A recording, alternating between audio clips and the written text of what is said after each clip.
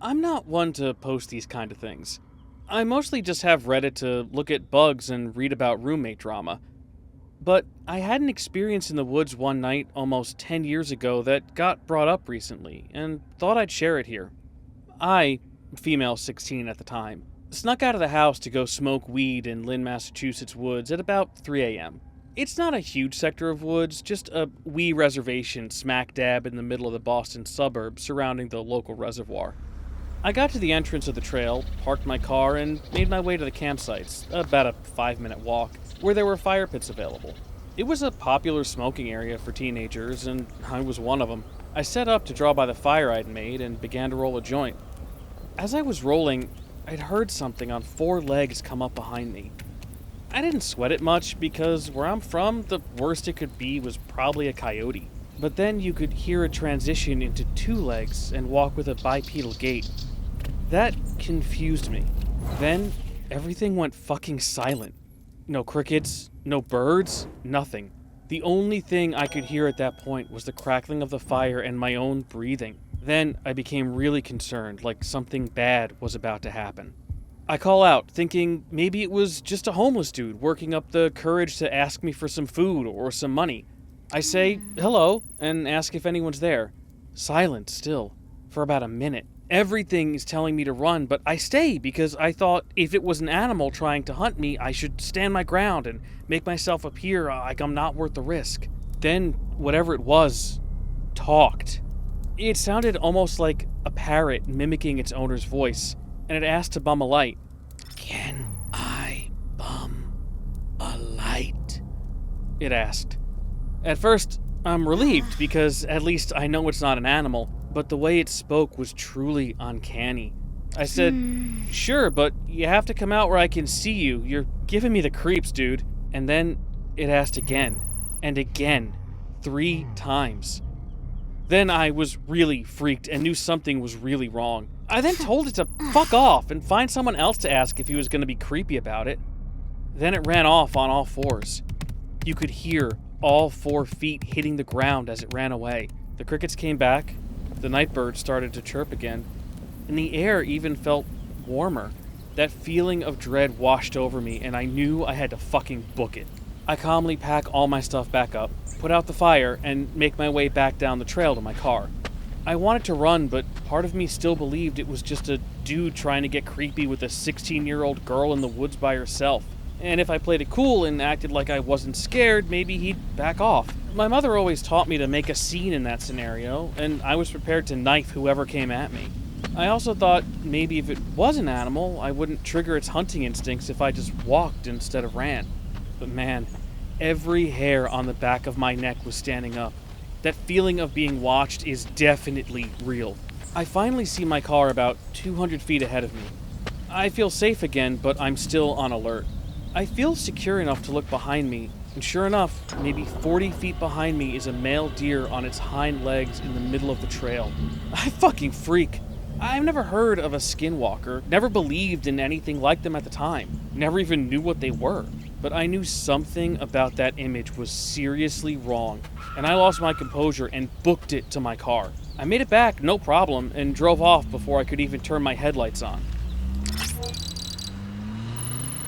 To this day, I'm 24, about to turn 25, I have never been back to those woods, or really any woods for that matter. I'm deathly afraid of nature now, which sucks. The very idea of spending a night in nature makes me so anxious, I feel nauseous. It wasn't until years later when I fell into a YouTube rabbit hole in college, where you just pick one video suggested on your recommended page and let autoplay take you wherever, that I stumbled on a video that described skinwalkers and alleged experiences people have had with them in the woods, that I truly began to understand what I may have encountered that night. This shit is real. I don't know if they're as aggressive or dangerous as people make them out to be in the stories I've seen online, because in my experience, it seemed pretty curious and backed off when I confronted it, still thinking it was just a creepy dude looking to score. But to this day, thinking about it makes me shudder, and I get a pit in my stomach. I'd love to hear y'all's thoughts on this. I'd love to have this debunked even.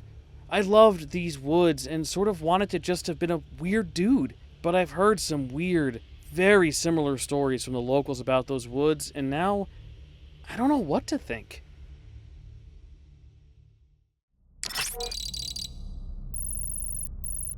After recently moving out of that house, and with no incidents in the months since moving, I feel like I'm ready to share my story. Essentially, in the house my family used to live in, there was some sort of entity that could shapeshift and look and mimic other people or animals. The first encounter happened in late 2019, after we had already lived in the house for well over a decade. I was in bed with my girlfriend. We hadn't yet fallen asleep that night, and I was getting out of bed to go to the toilet before going to sleep. On the way out, I turned off the light. When I returned and opened the door, she called out and asked me who was coming in. I responded that it was obviously me, and she screamed. So I turned on the light. She was freaking out, so I asked her what was going on. She said that a couple of minutes before I got back, someone, who she presumed was me, had entered the room, got into bed, and started cuddling up to her. When I actually came back and she realized that she wasn't laying next to me, she moved as far away as possible. But when I turned the light on, no one was in the room beside us. She said it felt just like me cuddling up to her. We ended up staying at her place that night, and she refused to ever come back. The next incident happened on the 11th of July, 2020. I looked up the date of a football game that was on. I was watching the TV by myself when my dad opened the door and stood in the doorway. I wasn't paying much attention to him and absent-mindedly asked him if he ended up watching the end of the game his team was playing in. They had made a pretty good comeback. He didn't respond, so I looked over at him and noticed that he was wearing one of my shirts, which was weird because it's not something he'd ever done before. I then looked down and noticed that both of his legs were there. He had had a leg amputation in 2017. Normally, he'd have a fake leg, or one that's basically just a metal pole with a foot on the end, not one you could mistake for an actual leg. I must have had a serious look of shock on my face, because right after looking at his legs and noticing what was wrong, he backed away and slammed the door. I ran down to the back shed where my dad was earlier and found him there. I asked him if he had just been in the house, and he said he hadn't left the shed in hours. I didn't want to tell him what happened, so I just said I thought I heard him calling. I found the shirt Dad was wearing on my floor, along with a bunch of other dirty clothes. The next case also involves the mimic pretending to be Dad. Dad is a diabetic and will occasionally have a hypo where he becomes non-responsive, and it can sort of be like talking to a child who will hardly respond and doesn't know where they are or what's going on.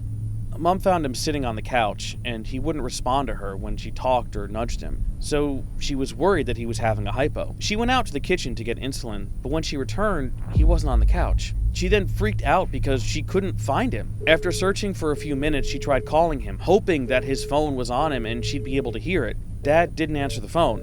He'd been at work the whole time. The last encounter we had was a couple of months ago, about a week after our dog had passed away. She was old. I don't think the mimic caused it, if you were wondering. We were in the kitchen, from where you can see down the hallway.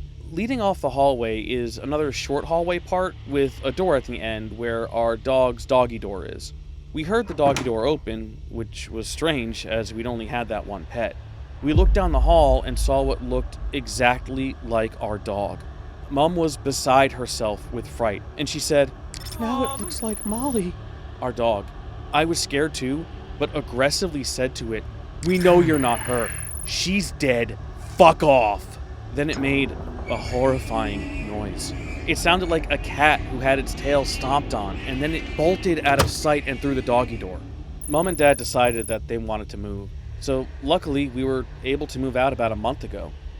I haven't seen anything out of the ordinary since that last incident, so I'm hoping it was attached more to the house than to us.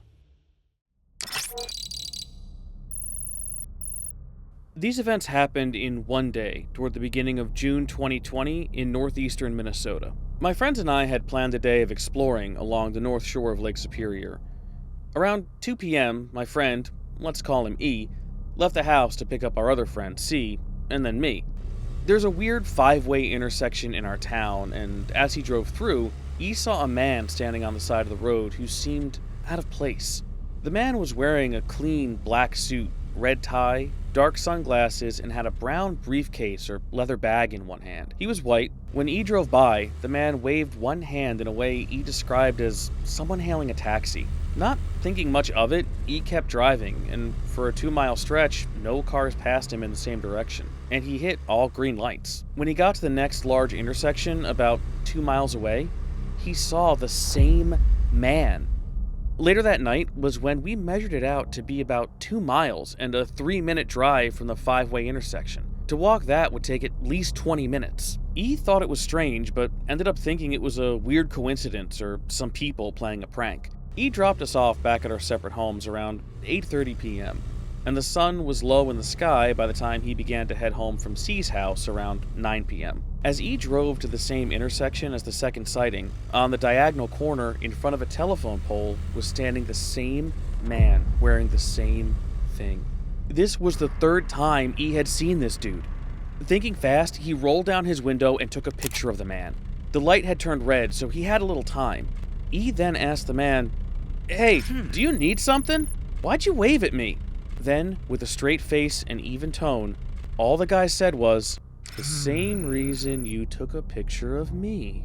As E was trying to wrap his head around what the fuck that meant, the light had turned green and cars were honking behind him, so he kept driving and got home. As soon as E got into his house, he checked the phone to see the picture of the man, and he said his heart just sank. He immediately called C and I and sent us the picture before picking us up again to try to figure out what was going on. So this picture is honestly one of the craziest pieces of evidence for something like that I've seen in person. At first glance, it just looks like an empty picture of the sidewalk, telephone pole, and building behind it. No person standing there, just empty. But if you look closer and zoom in, you can clearly see a human-sized and shaped transparent blur standing on the sidewalk directly in front of the telephone pole. Clear as day, no editing done.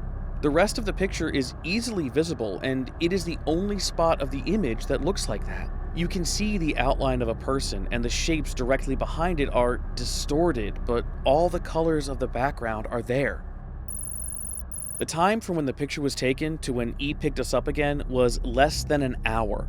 We then went back to the spot, looked around, measured some time and distances, and took pictures at the same spot to see the comparison between the blur in the picture and someone actually standing there in another.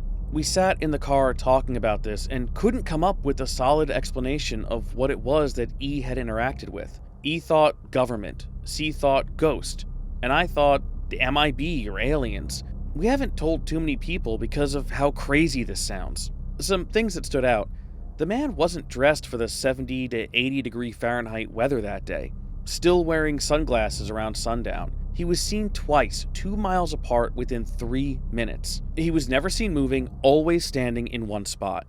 During the sighting, he had seen the man, taken a picture of him, talked to him, and the man acknowledged E taking the picture. A picture was taken of the man and he knew it, but it was gone from the picture entirely after. What was with the weird cryptic response he gave to E's question?